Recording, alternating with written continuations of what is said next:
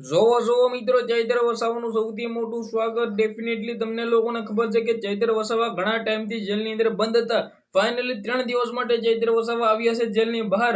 8 તારીખ, 9 તારીખ અને મિત્રો 10 તારીખ વિધાનસભાના સત્રની અંદર હાજરી આપવા માટે ચૈત્ર વસાવા આવ્યા છે જેલની બહાર.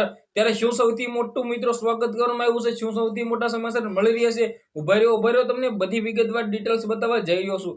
ક્યાંય ને ક્યાંક તમને લોકોને ખબર છે કે વિધાનસભાના સત્રની અંદર હાજરી આપવા માટે આદિવાસી સમાજના લોકો માટે લડત લડવા માટે ક્યાંક ને ક્યાંક ચૈત્ર વસાવાને જામીન મળ્યા હતા.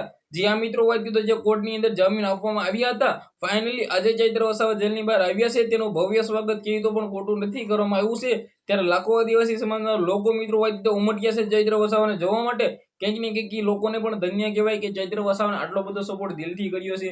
ચૈત્ર વસાવા એટલે કે મિત્રો આદિવાસી સમાજના લોકોનું ગૌરવ, આદિવાસી સમાજના લોકોની એકતા, આદિવાસી સમાજના લોકોનું નામ, જે પોતે મિત્રો વાત કીધું અત્યારે ડડિયાપાડાની અંદર જે ગુંજાવી રહ્યું છે.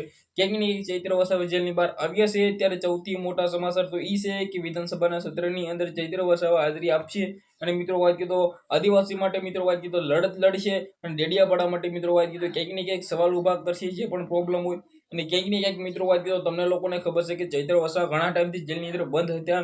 ત્યારે જે જેલની બહાર આવ્યા છે ત્યારે શું સૌથી મોટું ભવ્ય સ્વાગત કરવામાં આવ્યું છે. ક્યાંક ને ક્યાંક સોશિયલ મીડિયાની અંદર ભાઈઓ એટલા બધા વિડીયો વાયરલ થયા છે કે તેના વિશે વાત જ ના કરો.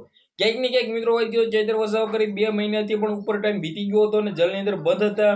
ત્યારે ચૈત્ર વસાવાએ ક્યાંક ને ક્યાંક ગુજરાત હલાવી નાખ્યું છે જેલની બહાર આવતા જ. 11 તારીખનો રોજ ચૈત્ર વસાવાના જામીન અરજીની સુનાવણી છે, તો 11 તારીખે પણ આપણા બધા લોકોની નજર રહેશે. એટલે કે મિત્રો વાત કીધો હવે ચૈત્રભાઈ વસાવાને જેલમાં જવાની જરૂર જ નથી.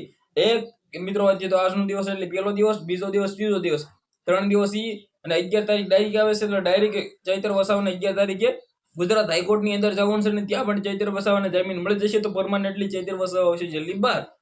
આજના વિડીયોમાં આટલી જ માહિતી. આપણે નવા વિડીયો મળીએ.